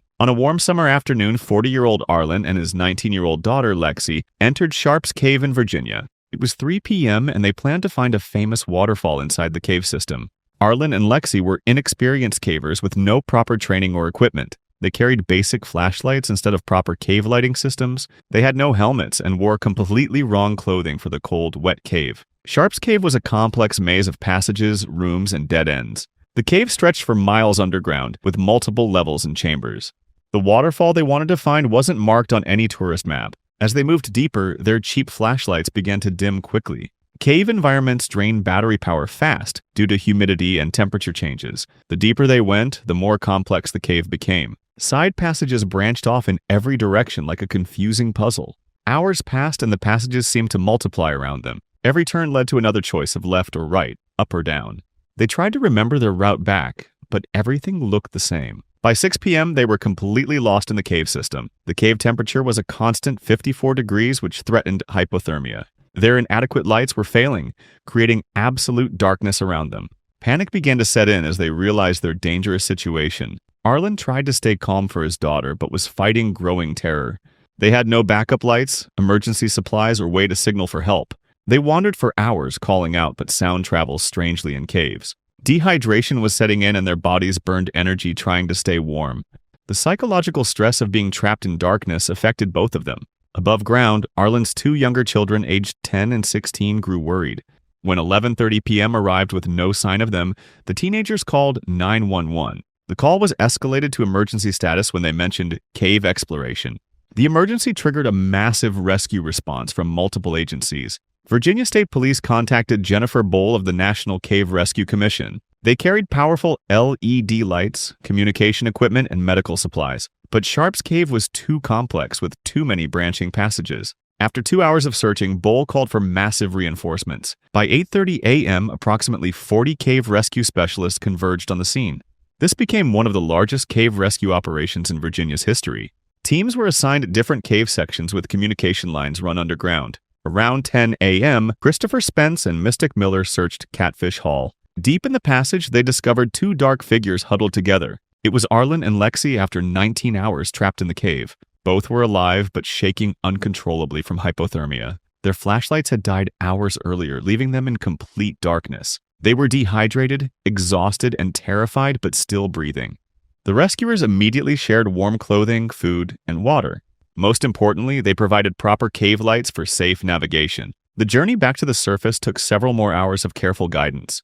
When they emerged into daylight, both suffered from mild hypothermia and dehydration. But they were alive and had no serious injuries from their ordeal. Silent Descent Cave Incident. On September 30th, 2016, Luke Nelson was excited about exploring a cave in the Texas wilderness. Luke had explored countless caves before and wasn't afraid of risky adventures. The cave was known by locals as Silent Descent. It was a complex system of tunnels, many of which had never been fully mapped. One area had gained a reputation for being dangerous, an unmapped section called the Dead Man's Tunnel. Luke knew about this section, but curiosity got the best of him. He packed his gear, checked his map, and told his sister he was heading out for a quick cave dive. What he didn't tell her was that he planned to go alone. Earlier that morning, Luke had called his friend, hoping to convince him to join. His friend had other plans and warned Luke about the dangers of caving alone, but Luke brushed off the concern. The entrance to the cave was about a 2-hour hike from the nearest road. Luke had walked the path before. As he neared the cave's mouth, he took a deep breath and entered. After hours of navigating through narrow passages and slippery rock formations, Luke reached a junction that wasn't on his map. A new, unexplored route branched off to the left while the main path went to the right. He hesitated, but the desire to explore the unknown was too strong. He went left, convinced that this new route might hold the thrill he was after. The passage was tight, much narrower than he expected. As he squeezed through, the walls began to close in around him. The ceiling lowered, forcing him to crouch, and soon he was crawling on his stomach. Several feet in, Luke realized his mistake. He tried to back up, but the walls pressed against his body, locking him in place. His chest felt tight as he realized he was stuck. He had taken the wrong route, a path too narrow for a full-grown man. Panic surged through him as he tried to free himself, but the rock seemed to tighten its grip. The narrow passage left him little room to expand his chest fully. The air felt stale and suffocating. Fear gripped him. He shouted for help, though he knew he was alone. There was no one to hear him, no one to rescue him. Hours later, when Luke hadn't returned, his sister began to worry. She called Luke's friend, who was immediately alarmed when he learned that Luke had gone into the cave alone. He alerted local authorities, and soon a rescue team was mobilized. When the rescuers arrived, they could see signs that someone had recently entered the cave. Hours passed with no sign of Luke. Then a rescuer spotted something. A small carabiner, likely dropped by Luke, lay near the entrance to the unmapped section. It was clear Luke had gone off the planned route and taken the dangerous path. The rescue crew knew that exploring this uncharted area was risky, but it was their only chance of finding Luke. One of the rescuers, small enough to fit through the tight passage, volunteered to go in. With a rope securely tied around him, the team carefully lowered him into the narrow tunnel. The passage twisted and turned, tightening in places. Then, in the dim light, he saw Luke, wedged deep in the passage but alive. His helmet had been knocked off and his arms were pinned awkwardly beneath him. Luke was overjoyed when he heard the rescuer. Although exhausted, this gave him the will to fight more. The rescuers signaled to the team and they got into action. First, they used a portable stove to produce heat to keep Luke warm. The plan was to widen the gap, set up a pulley system, and pull him out with extreme care. They spent hours chiseling away rock, careful not to cause a collapse. Once the gap was wide enough, they set up a pulley system. A rescuer was lowered in and secured a rope around Luke's body. Slowly, the team worked together, pulling him through the tight space. After a tense and exhausting effort, they finally brought Luke out. Sinking River Cave Incident. On September 1st, 2015, a man decided to take his small cattle dog on an adventure to Sinking River Cave. As they went near the cave, the dog's playful curiosity became dangerous. With one careless misstep, the cattle dog tumbled into a blind pit. It was a 169-foot drop into darkness. The man stood at the edge, staring down into the deep hole. Panic set in, but instead of trying to save his dog, he assumed the worst. He thought his dog didn't survive the fall. Instead of making a rescue attempt, he walked away. The truth was completely different. The dog had survived the fall. She called out to her owner, but he never heard her cries. For 2 days, the small cattle dog stayed alive. She was trapped in the Sinking River Cave without food or water. At every sound, she rushed to the narrow opening of the pit. She gazed upward, wanting to see rescue coming. 3 long days passed before someone finally came. A group of cavers arrived at the same cave system. The group included Mel and Edie Pumplin, Rich Pumplin, Mary Klaus, John Scow, and Becky Kaufman. They wanted to explore the very pit that had swallowed the dog. They had no idea about the hidden tragedy below. They prepared for a normal day of caving. Rich Pumplin was the first to go down on a rope. As he went into the pit, he heard something alive. His voice echoed back to the team above. Mel, listening from the surface, recognized the soft tone Rich used when talking to animals. They thought it was a small creature, maybe a chipmunk. When Rich returned to the surface, his expression told a different story. "There's a dog down there," he said, shaking his head in disbelief. Mary Klaus volunteered to go down and help. She grabbed a large backpack and some snacks that might be good for a dog. She went down into the pit on a rope. When she reached the bottom, her heart sank at the sight. There was a small, weak cattle dog looking up at her with tired eyes. The dog had no visible injuries. When Mary spoke softly to her, something amazing happened. The dog's tail began to wag. Mary fed her a few snacks, and despite the dog's weak state, the two connected instantly. Initially, the team thought about using a rope system to pull the dog up, but they quickly realized how scary that would be for the poor animal. Being dragged up against rough rock walls was not an option. Instead, Mary decided she would carry the dog out on her back. As they carefully placed the dog inside the backpack, the little cattle dog rested her head against Mary's shoulder. With the dog secured, Mary began the long, steady climb out of the pit. When they reached the surface, the little dog jumped from the backpack with new energy. The rescuers couldn't help but smile as they watched her. Her happiness seemed like her way of saying thank you. They tried to guide her back to camp, thinking she might need more help, but the dog had other ideas. She ran off in the opposite direction. The owner was overwhelmed when they told the story. He had believed his beloved dog was gone for good. He was too heartbroken to even attempt a rescue. But 3 days later, to his absolute shock, she appeared at his home. Her tail was wagging and her eyes were filled with forgiveness. It was miraculous. Smith's Crack Cave incident. On the morning of June 17, 2004, Steve Alburn and a group of friends set out for an adventure in Smith's Crack Cave in Idaho. They hiked through the forest to reach the cave entrance. Steve was a big man at 6 feet 2 inches and 250 pounds. As they went into the cave, Steve easily slid down a narrow slot into a lower passage. Gravity helped pull him through on the way down. They explored the cave for hours and finally decided to go back. The same narrow slot that had been easy to go down now trapped Steve by his chest. With gravity no longer helping, every inch upward felt like a battle. His large frame was wedged tight against the jagged rock walls. His chest was completely stuck, pinned tightly between the sharp walls of the cave. His lungs had little room to expand. His ribs felt like they were slowly being crushed. Each attempted movement only made the pressure worse. Sharp jolts of pain shot through his body. Steve's face was pressed painfully against the cold, jagged rock. His breathing became difficult. To make matters worse, Steve's legs were stuck in a horizontal position within the narrow passage. This left his body twisted in a way no human body should bend. His friends tried to pull him free, but gravity was no longer on his side. Every attempt only caused more pain. Hours passed and hope began to fade. The group finally called for help. Rescue crews arrived and tried repeatedly to free Steve,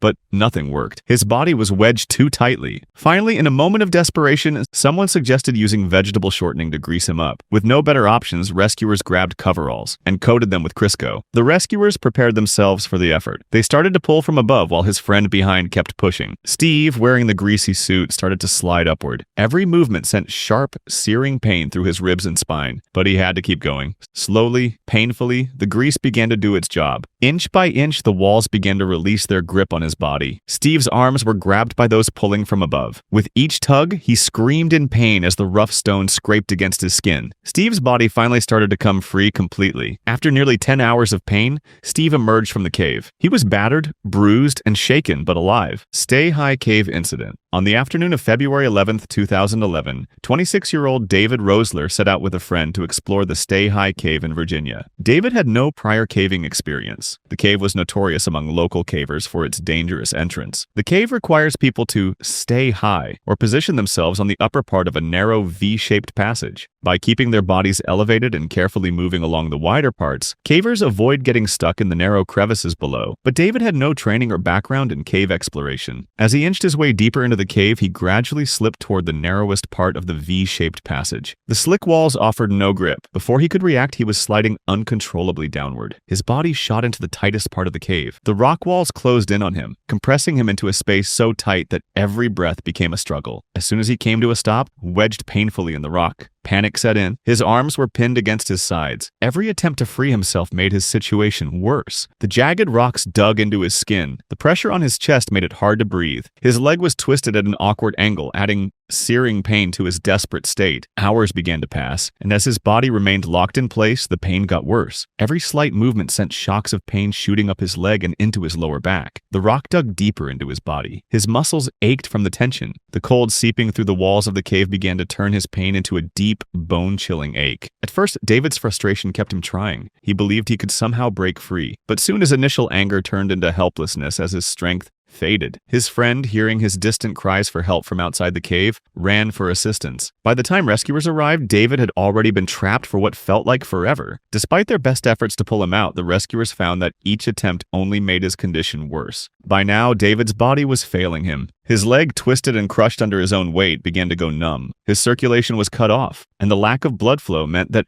hypothermia was becoming a real threat. Rescue teams worked tirelessly, chipping away at the rock to widen the passage around him. They brought in specialized tools. They even thought about breaking David's hips just to move him out of the crushing gap. But each inch of progress was painfully slow. Every time they tried to lift him, the pain surged through his body like fire. Inside the cave, temperatures had dropped to dangerous levels. The rescuers worked to keep him warm. They stuffed heat packs into his clothing and even used a hairdryer to blow warm air onto his body. But despite their best efforts, the cold air attacked his limbs. David's strength was fading fast. Every breath was a battle against the crushing pressure on his chest. They chipped away at the bedrock around him. They lifted his broken body upward, little by little. Finally, after nearly 12 hours of grueling effort, David was freed. His body was limp as they pulled him from the cave. His skin was pale from the cold, and his leg was badly injured from the crushing. He was immediately flown to Montgomery Regional Hospital. Doctors worked to treat his hypothermia and the severe crush injury that had nearly claimed his leg. David's survival was a miracle. Sullivan Cave Incident. Sullivan Cave in Indiana is a very long and dangerous cave system. On September 17, 2017, Lucas joined his university's caving club for a trip. Lucas and 11 other students went to explore Sullivan Cave together. Before entering the cave, Lucas left his jacket in the car thinking he wouldn't need it. He only brought a small backpack with 2 energy bars and 2 water bottles. At 10:30 in the morning, all 12 students entered the cave through a locked metal gate. They split into 2 groups of 6 people to explore the cave safely. For almost 3 hours, they explored the tunnels and chambers underground. Lucas was excited and amazed by the beautiful underground world. On the way back, they reached a section called the Backbreaker. The Backbreaker was a very narrow tunnel, only 18 inches high. People had to crawl on their bellies for 50 feet to get through it. Lucas watched the other students disappear into the tiny opening one by one. When his turn came, Lucas felt scared and decided to rush through quickly. Halfway through the narrow passage, Lucas's backpack got stuck on the ceiling. He couldn't move forward or backward and was completely trapped. The heavy rock pressed down on his backpack and spine. For 15 minutes, Lucas struggled to break free from the tight space. Finally, he slipped out of his backpack straps and pushed the pack ahead of him. He crawled like a snake on his belly and escaped the narrow tunnel. But when Lucas got out, he was confused and scared. In the darkness, he accidentally took the wrong path and got lost. He walked through unfamiliar tunnels that looked the same as before. After several minutes, Lucas realized he was completely lost in the cave. He decided to stay in one place and wait for his group to find him. Lucas called out for help, but no one answered his voice. After 30 minutes of waiting, he started looking for a way out. He found arrows scratched on the cave walls that pointed toward fresh air. Lucas followed these arrows through twists and turns for a long time. Finally, he saw natural light in the distance and felt very happy. But when he reached the cave entrance, nobody was there. The metal gate was locked and the parking lot was completely empty. His group had counted people but missed him and drove away. Lucas shook the gate and shouted, but no one could hear him. He was trapped inside the cave with no way to call for help. On the first day, Lucas ate his energy bars and drank his water. As night came, bats flew past him, so he moved deeper into the cave. Without his jacket, he felt very cold on the hard, rocky floor. On the second day, Lucas became very thirsty and hungry. He licked moisture from the cave walls to get water. Lucas wrote goodbye letters to his family, thinking he might die. His phone battery died and he lost his last connection to the outside world. On the third day, Lucas felt very weak and could barely move. He was so hungry he thought about eating crickets from the cave floor. Just when he was losing hope, Lucas saw a light approaching. It was one of his club leaders coming back to check the cave. The leader unlocked the gate and found Lucas after 60 hours trapped inside. Lucas was dehydrated and exhausted but alive and thinking clearly. Sweet Potato Cave Incident. In Kentucky, a group of scouts gathered for a caving expedition at Sweet Potato Cave. Among the scouts was 14-year-old Jesse Gott. The scouts were equipped with helmets and headlamps. Together, the group made their way into the cave. All seemed well until the group came across a narrow crevice. The crevice looked interesting to Jesse. It looked like a tight squeeze, but he was determined to explore it. Ignoring the cautious warnings, Jesse slipped into the crevice. He hoped to find something extraordinary on the other side. However, the thrill quickly turned to dread when he realized he was stuck. Jesse was wedged tight up to his chest with no way to move his body out. Jesse had never been in a situation where his body wouldn't do what he wanted. Andrew Duncan, one of the scout leaders, quickly looked at the situation. The scouts were now stunned into silence. One by one, they gathered around Jesse, saying words of encouragement. With each minute that passed, the situation became harder to ignore. His chest felt tight, not just from the physical pressure, but from fear. His fingers, numb from the cold,